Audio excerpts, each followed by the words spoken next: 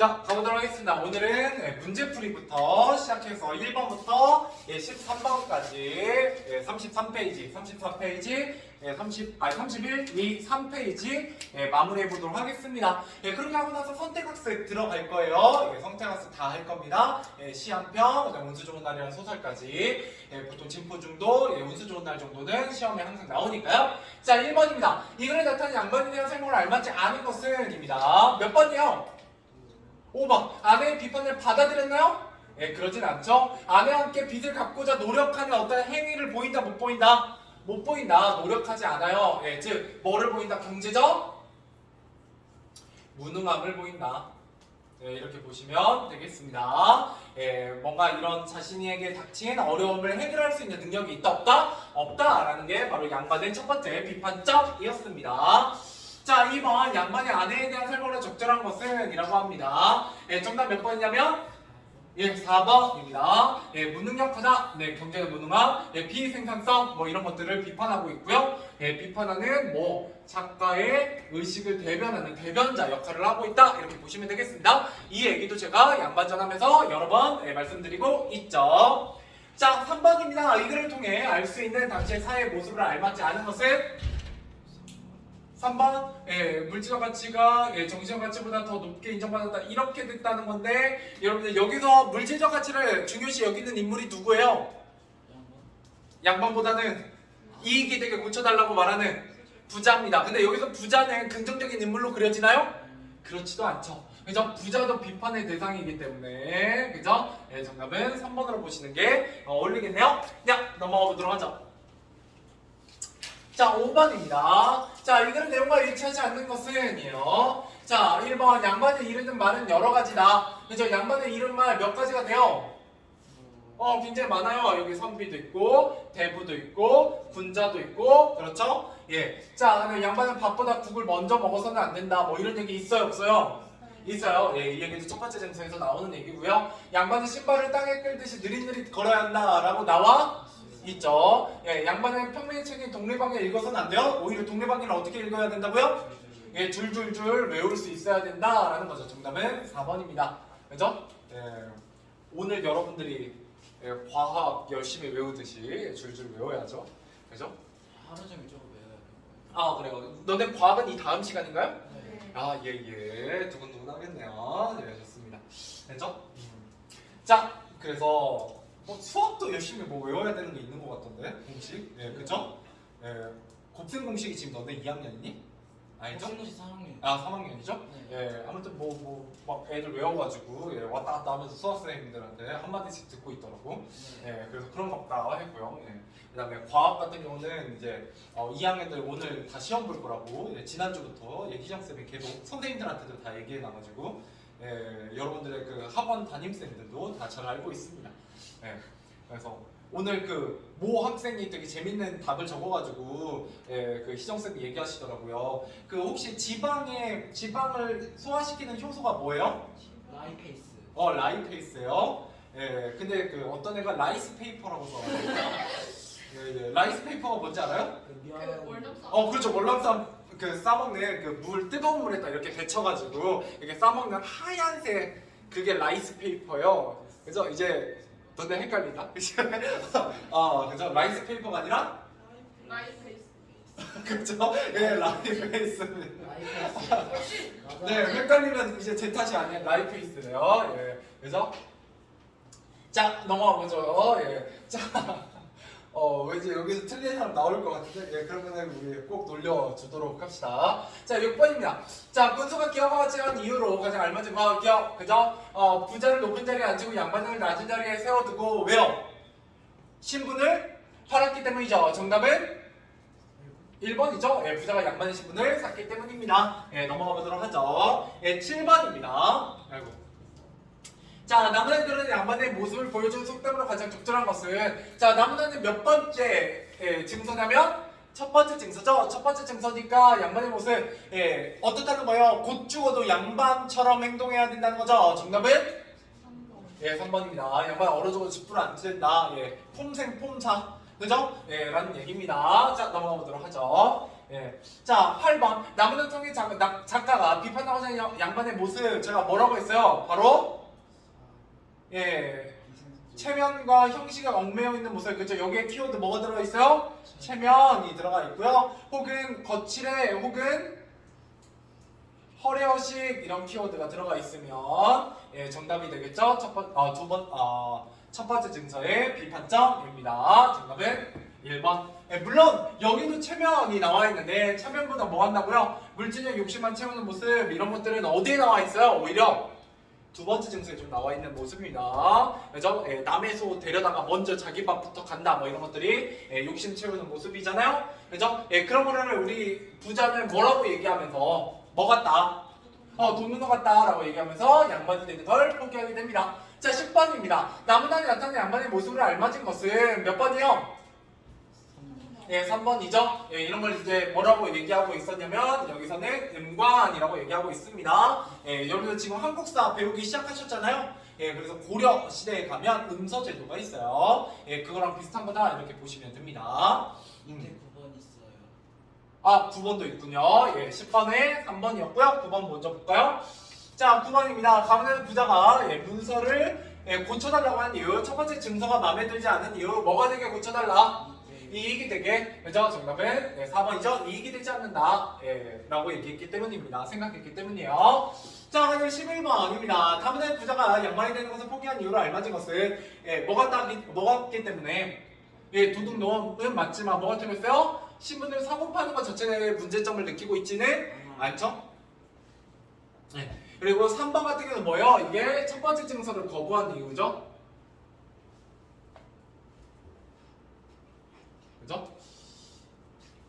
예, 뭐 같았기 때문이다? 도둑놈 같았기 때문이다? 뭐를? 예, 특권 남용이, 그죠? 예, 백성을 괴롭히는 양반의 횡포가 예, 도둑놈 같았기 때문이다. 이렇게 보시면 되겠습니다. 정답은 예, 4번이 되겠네요. 자, 넘어가 보죠. 12번입니다. 이 글을 읽은 독자의 반응을 알맞지 않은 것은? 입니다. 자, 몇 번이요? 5번. 무능하고 부도덕한 양반과 더불어 신분상의 노리는 평민객을 함께 비판하고 있다고 볼 수도 있다. 4번. 예, 이때 네, 신분상승을 노리는 평민객은 바로 누구요? 부자. 예, 부자죠.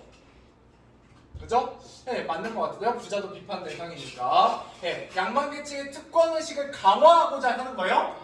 저 신문 매매 증서의 내용은 오히려 예, 양반 계층을 뭐 하고 있어요? 조금 비꼬고 있어요. 그죠? 예, 그래서 정답은 4번으로 보는 게 좀 더 어울리겠네요.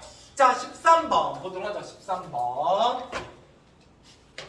자, 13번입니다. 다문단에서 예, 대상을 비판하는 방법과 그 효과를 쓰시오라고 했네요. 자, 여기서 비판하는 방법은 두 글자로 뭐라고 불러요?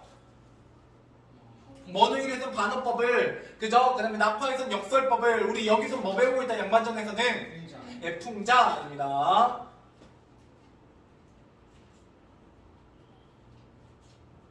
자, 짧게 쓰자. 다에서는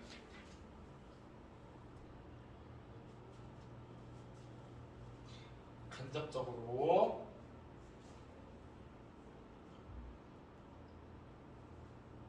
빗대어 웃으면서 비판하는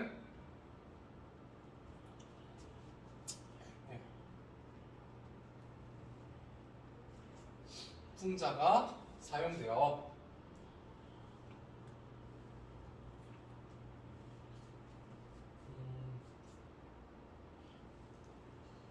인상 깊게 대상을 드러내고 독자에게 통찰력을 갖게 한다. 예, 이렇게 보시면 되겠네요. 예, 최대한 주변을 걷어내고 최대한 짧게 쓴 겁니다. 이게. 자, 가문에서 간접적으로 빗대어 웃으면서 비판하는 풍자가 사용되어 인상 깊게 대상을 드러내고 독자에게 통찰력을 갖게 한다라고 보시면 되겠네요. 자, 넘어가 보도록 하죠. 이제 선택학습입니다. 우리 첫 번째 작품 벌레 먹은 나뭇잎 한번 같이 살펴보도록 하죠. 자, 여기서는 역시 앞에서 배웠던 개념이 다시 활용되는 부분이 있습니다. 자, 여기 보시면 이 벌레 먹은 나뭇잎에서 뭘 가르치고자 한다? 역설입니다. 그럼 어떤 작품과 엮어서 나오겠다? 낙화와 엮어서 나오게 됩니다. 낙화. 네, 낙화 기억나요? 절별이 이룩한 축복이었습니다. 자, 그래서 가보도록 하죠. 주제는 벌레 먹은 나뭇잎을 통해서 남에게 베푸는 삶의 가치를 노래하고 있는 시예요. 그래서 특징, 벌레 먹은 자국이 선명한 나뭇잎을 바라보는 따뜻한 시선입니다. 벌레 먹은 나뭇잎을 어떻게 바라보고 있다? 긍정적으로, 부정적으로? 네, 긍정적으로 바라보고 있다라는 게 특징이에요. 여러분들 상추 이런 것들을 먹는다고 생각해 보세요. 그 상추에 벌레가 먹었어요. 그럼 여러분들 그 상추는 좋은 상추인가요? 아니죠. 분명히 부정적인 거예요. 근데 여기서는 그 부정적인 걸 어떻게 바라보고 있다고요? 긍정적으로. 왜 긍정적인지가 이 글의 주제와 관련되어 있습니다. 자, 그래서 대상에 대한 깊이 있는 통찰, 담담한 어조 이런 것들이 나온다. 이건 약간 외우시면 좋아요. 어차피 이거는 여러분들이 본문 내용을 통해서 발견하실 수 없기 때문에. 자, 그러면 역설법 사용되게 됩니다. 어디 역설법이 사용됐고 그거의 진정한 의미가 무엇인지 함께 살펴보도록 하죠. 자, 벌레 먹은 나뭇잎. 자, 나뭇잎이 벌레 먹어서 예쁘대요. 네, 벌레 먹은 걸 예쁘다라고 얘기하고 있어요. 왜? 귀족의 손처럼. 그죠? 역설법 쓰였고 손처럼 무슨 법? 지구법. 예, 직유법. 자, 귀족의 손처럼 상처 하나 없이 매끈한 것은 이 작가가, 화자가 긍정적으로 본다, 부정적으로 본다? 부정적으로 보는 거예요. 아니, 상처 하나 없이 곱게 자란 것은 부정적이다라는 거예요. 왜? 베풀 줄 모르는 손 같아서 밉다라는 거죠. 그럼 반대로 벌레 먹은 나뭇잎은 뭐 했다는 거예요? 벌레에게 나의 그죠? 잎을 베풀었다라는 거죠. 자, 떡갈나무 잎에 벌레 구멍이 뚫려서 그 구멍으로 하늘이 보이는 것은 예쁘다. 왜? 그 구멍 왜 뚫렸으니까? 벌레가 먹었으니까. 벌레가 먹은 거 왜 예뻐요? 벌레가 먹었다는 건 남에게 베풀었다라는 증거이거든요. 자, 상처가 나서 예쁘다는 것은 잘못인 줄 안다. 그러나 남을 먹여가며 살았다는 흔적. 그 흔적이 바로 뭐요? 벌레 구멍이죠? 그죠? 예, 그 흔적은 뭐처럼? 별처럼 지구법. 아름답다. 왜? 남에게 베푼 거니까 라고 보시면 되겠습니다. 자, 그래서 벌레 먹은 나뭇잎에 나타난 역설입니다. 예, 나뭇잎이 벌레 먹어서 예쁘다. 왜? 겉모습은 초라하고 보잘것없어 보이지만 자신이 가진 것을 남에게 뭐 했기 때문에? 베풀었기 때문에 베푸는 것 이거는 아름다운 것이다 라고 보시면 되겠습니다. 자, 그래서 그 밑에 내려가시면 한번 시를 감상해보자 라고 했어요. 자, 우리 벌레 먹은 나뭇잎이 말하는 마랑이의 태도입니다. 대하는 마랑이의 태도. 어떻다? 애정어리다. 애정어리다. 따뜻하고 긍정적이다. 이렇게 보시면 되겠죠? 자, 그 다음에 역설이 드러난 이유. 구전. 나뭇잎이 벌레 먹어서 예쁘다. 이유. 벌레 먹은 것을 예쁘다고 표현하여 얼핏 모순되어 보이지만 벌레에게 자신이 가진 것을 베풀 줄 아는 나뭇잎이 아름답고 가치 있는 존재. 이게 바로 이 글의 주제입니다. 벌레에게 자신 가진 것을 베풀 줄 아는 나뭇잎이 아름답다, 가치 있다 라고 얘기하고 있어요. 됐죠? 자, 넘어가서 자, 그럼 주제는 뭐다? 남에게 베푸는 삶, 베푸는 삶, 더불어 사는 삶 이런 것들을 주제로 삼고 있다 이렇게 보시면 되겠고요. 역설법 됐어요. 뭐 이런 거 됐고요. 뭐 이런 것만 보죠. 낡은 것도 아름다울 수 있다. 낡아서 아름다운 내 신발 뭐 이런 걸 통해서 역설법 활용해서 우리가 뭐 이야기해보자 뭐 이런 얘기 하고 있습니다. 넘어가 봅시다. 문제 같이 풀어보자. 자, 기억에 상대 표현 방법에 대한 설명을 알맞은 당연히 뭐 물어보겠어요? 역설 물어보겠죠? 역설법.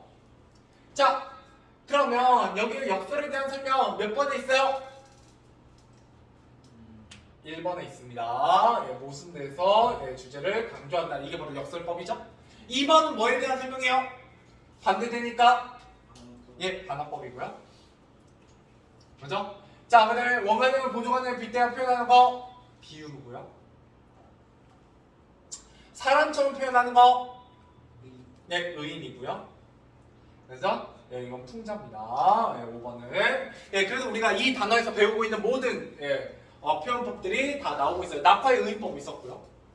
그죠? 벌레 먹은 나뭇잎하고 낙화하고 다 지구법, 은유법 있었어요. 그죠? 예, 물론 벌레 먹은 나뭇잎은 은유법은 없었지만 예, 지구법은 있었죠. 자, 그럼 2번 이시의 마련이가 가장 가치 있게 여길 만한 삶의 모습, 남에게 뭐하는 모습? 베푸는 모습. 예, 3번 베푸는 삶 이렇게 고르시면 되겠습니다. 넘어가보죠. 운수 좋은 날 가보도록 하겠습니다. 굉장히 유명한 소설이고요. 예, 소설이고 여기서는 여러분들에게 뭘 가르치고자 하느냐? 자, 바로 반어법을 가르치고자 한다 이렇게 보시면 되겠습니다. 이 작품에 반어법이 있어요. 자, 현대 소설이고요. 배경은 1920년대 일제강점기입니다. 자, 그래서 거기에 인력거꾼 김천재하로, 여러분 인력거꾼 군산 사람은 그래도 좀 아는데 인력거가 뭐예요? 사람의 힘으로 끈을 맞죠? 맞자. 예, 그렇죠? 예, 그래서 여러분들 혹시 제가 그림 되게 못 그리는데 뭐 수레 같긴 하지만 여기에 이렇게 사람 타고 그죠? 해가지고 예, 여기서 사람 이렇게 해가지고 그죠? 예, 이러고 뛰어가는 예, 군산에 있어요. 예, 가끔 그 근대 역사 박물관 앞쪽에 가시면 그 축제할 때나 이럴 때 예, 원래 그 인력거꾼이 있거든요. 예, 여러분들은 원래 이제 이 문화가 어디서 온 거예요? 일본? 그죠? 예, 나중에 지금은 일본에 가셔서 타면 너무 비싸고요. 혹시 나중에 동남아 같은 데 가시면 예, 있기도 합니다. 예, 군산에도 있어요. 이거 관광 상품이에요. 예, 물론 전 타본 적은 없지만 예, 됐죠? 자, 그 인력거꾼 김천재하로 지금 이 인력거꾼이 일제강점기 실제로 뭐랑 비슷하다? 지금의 택시기사님이에요? 네, 이렇게 생각하시면 됩니다. 알겠죠? 자, 그래서 비속어 많이 사용하고 있고요. 그래서 현실감을 좀 준다 이렇게 보시면 되겠고, 예, 두 번째 전체적인 배경 묘사가 예, 우중충하거든요. 예, 하루 종일 뭐가 내리게 되냐면 비가 계속 내려요. 그걸 통해서 결말이 굉장히 비극적으로 끝날 거다라는 걸 암시하게 됩니다. 자, 그다음에 약간의 스포일러인데요. 아내가 죽은 비극적인 날을 뭐라고 표현하고 있어요? 운수 좋은 날이라고 표현하게 돼요. 이걸 무슨 법? 반어법이요. 사이코 아니에요? 아, 이거 근데 나름대로 되게 가슴 아픈 이야기예요. 자, 아내가 죽어서 나이스 하고 있는 얘기는 아니고요. 예, 그날따라 날이 되게 안 좋아요.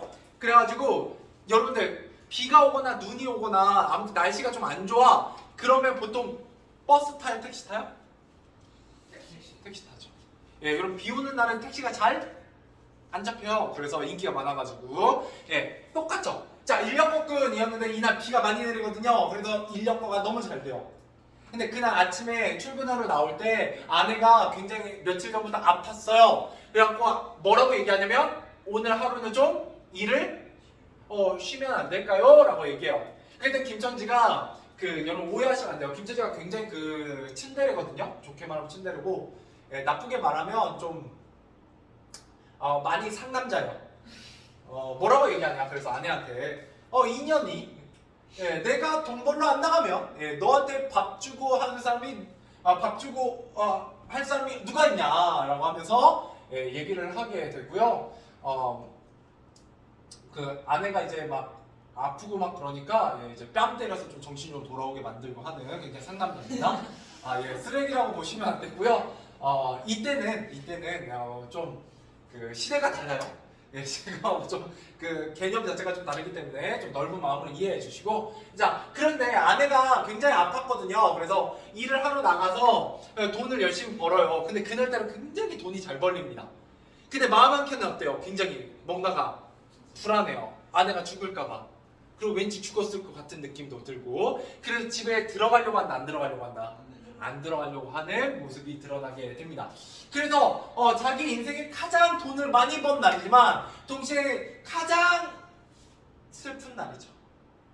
그런 의미를 담고 있어요. 자, 가보도록 하죠. 대충 전체적인 스토리는 드렸어요. 자, 빨리 읽어보도록 하겠습니다. 한 10분 남았거든요. 그래서 오늘은 대충 한 38, 39 정도까지만 읽어도 성공일 것 같아요. 자, 가보죠. 왜냐면 여기 밑줄이 이미 다 쳐져 있어. 설명 선택할 수비라서. 자, 가보도록 하겠습니다. 새치가 여린 품이 눈이 올 듯 하더니 눈은 아니 오고 얼다가만 비가 추적추적 내리는 날이었다. 이날 날씨가 좋다 안 좋다? 안 좋아요. 예, 그렇기 때문에 굉장히 전반적으로 분위기를 형성하고 있어요. 어떤 분위기? 안 좋은 분위기. 자, 이날이야말로 동소문 안에서 인력군 노래들하는 김천재에게는 오래간만에도 닥친 운수 좋은 날이었다라고 얘기하고 있어요. 왜? 자, 문 안에 거기도 문 밖은 아니지만 들어간 답시는 앞집 마마님의 전차길. 예, 전차가 뭔지 알죠? 그 여기 홍콩 같은 데 가면 그 여기 그림 그려져 있나? 여기 전선 이렇게 있잖아. 네. 예, 그 도시 그 도로 한가운데로 다니는 조그마한 기차 있죠? 네. 그게 전차예요. 지금은 다 뜯어냈죠? 예. 아 근데 여러분 그거 아세요? 이걸 이제 영어로 트램이라고 하는데 이 트램을 어디에 깔려고 하고 있다? 군산에 깔려고 하고 있어요. 어디서 어디까지? 저 금강아우뚝부터 근대 역사박물관까지. 예. 그래서 그게 한 3천억 넘나 보더라고요. 뭐예요? 아 관광지로 개발하려고. 저희도 그거 나중에 그 트램이 우리나라에 없거든요. 진짜 그 도로 한가운데로 달리는 전차가 없어요. 이제 우리나라 다 철거해가지고. 예. 근데 이제 못 만들 것 같긴 한데 군산에도 돈이 없어서 예, 그 계획을 한 3, 4년 전부터 세워놨는데요. 예, 안 되는 것 같아요. 왜냐하면 이제 근대 역사박물관 그쪽이 이제 근대와 거리잖아요. 그래서 약간 그런 느낌을 주려고 1920년대, 10년대 그 느낌을 주려고 전차를 다시 만들려고 하는데 쉽지 않은 것 같아요. 돈이 비싸서. 그러면 어디 가면 여러분들이 그걸 탈 수 있냐? 홍콩 가시면 지금도 다니고 있습니다. 혹시 홍콩 나중에 가족여행으로라도 놀러 가시면 네, 트램 타면 예, 그 빠르진 않거든요. 근데 되게 그 나름대로 그 낭만이 있어요. 되게 뭐라고 할까 특별한 예, 그 이동 수단을 탈 수 있거든요. 자 아무튼 근데 이 전차길이 등장하는 것도 뭐다? 여기에 지금 표시되어 있는 거 다 1920년대 시대를 드러내는 소재들입니다. 자 비로스로 행여나 손님이 있을까 하고 정류장에서 어정어정하며 내리는 사람 하나하나에게 거의 비는 듯한 눈길을 보내고 있다가 마침내 교원인 듯한 양복등의 동거학교까지 태워다주기로 했다. 일거리가 이제 또 생겼죠. 그래서 뭐다? 운수가 좋아요. 자, 첫 번에 30점, 둘째 번에 50점, 아침 대바람에 그리고 흉치 않은 일이었다. 그야말로 재수가 온붙어서 근 열흘 동안은 돈 구경도 못한 김천지는 10전짜리 백동화 서푼 또는 5푼이 찰칵하고 손바닥에 떨어질 때 거의 눈물을 흘릴 만큼 기뻤었다. 이것도 다 옛날 돈이죠. 전, 푼 막 이렇게 불렀었어요. 앞으로 여러분들도 곧 있으면 아마 머지 않은 때에 그 화폐 개혁이 될 가능성이 높아요. 여러분 죽기 전에. 왜요? 지금 돈 단위가 어떻게 돼요? 우리 1,000원이잖아요. 그죠? 근데 이런 카페 같은 데 들어가면 아이스 아메리카노 4.3 이렇게 써 있어. 네. 예를 들어. 그럼 얼마야? 4,000원. 그렇죠. 이미 여러분 이렇게 쓰고 있잖아요. 아마 이렇게 바뀔 가능성이 높아요. 1,000원이 1원으로. 1,000원은 1원으로 바뀔 가능성이 높습니다. 왜 그러냐면 이 1,000원이 거의 다르지만 1달러랑 같잖아. 그쵸? 그러고 나면 이제 1달러 밑에 센트가 있고 우리나라도 그렇게 바뀔 가능성이 높아요. 원래 이거 이렇게 바꾸려고 한 20년 전부터 하고 있거든요. 근데 못 하고 있어요. 아직. 대신에 뭘 했어요? 5만원권을 만들었어요. 근데 이러면 이제 나중에 문제가 생겨요. 혹시 베트남 놀러 가본 적 있어요? 베트남 놀러 가면 우리나라에 20배거든요. 그 화폐가. 그래가지고요.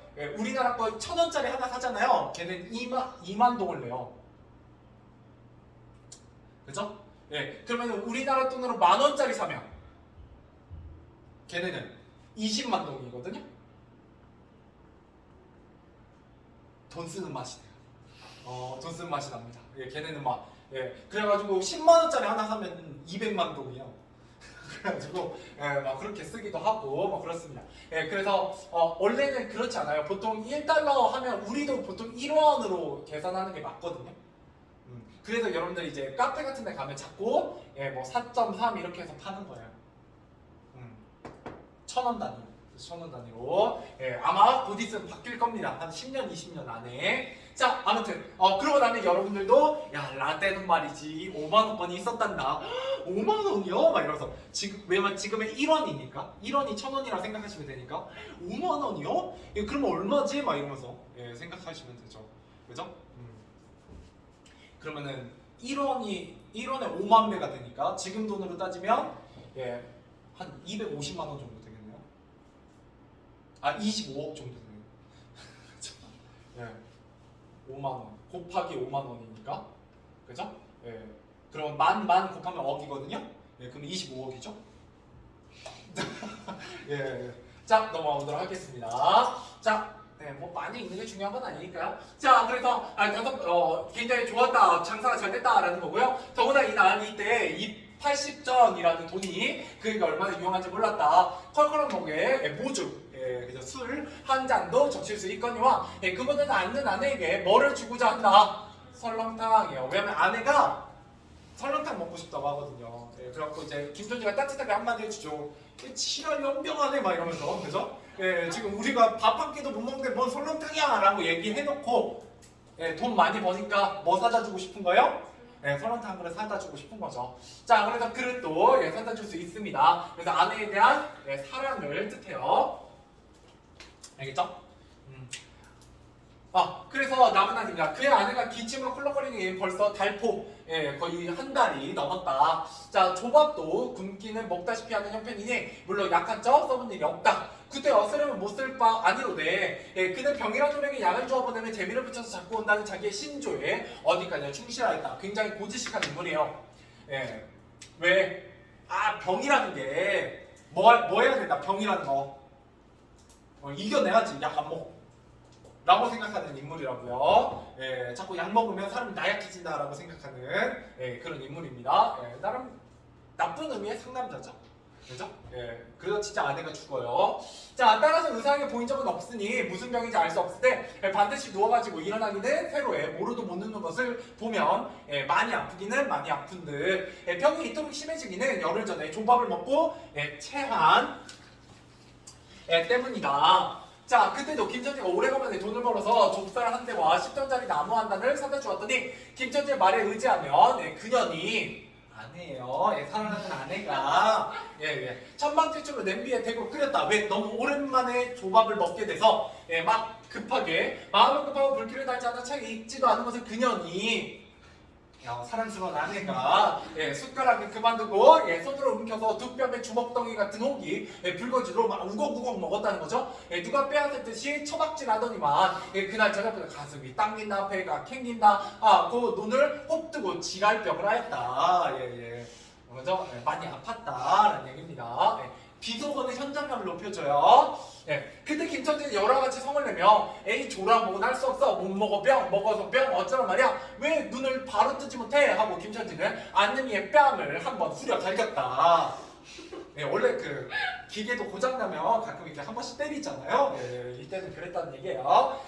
그러면서 지가 때리고 김천지의 눈시울도 뜨끈뜨끈한 것이었다. 걱정돼서 알겠죠? 그래서 이 환자가 그러고도 먹는 애 물리지 않았다.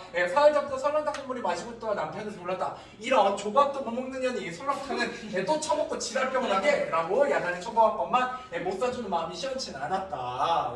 그죠? 츤데레입니다. 츤데레. 자, 이제 설렁탕 사줄 수도 있다. 돈을 벌었거든요.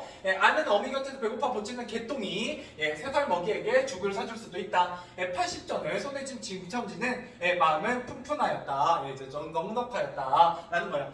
이제 집에 들어가면 돼요. 자, 근데 그날따라 장사가 잘 된다고요? 안 된다고요? 잘 돼요. 이럴 때 들어갈 수 있어요? 없어요? 몇 탕 더 뛰어야죠. 그죠?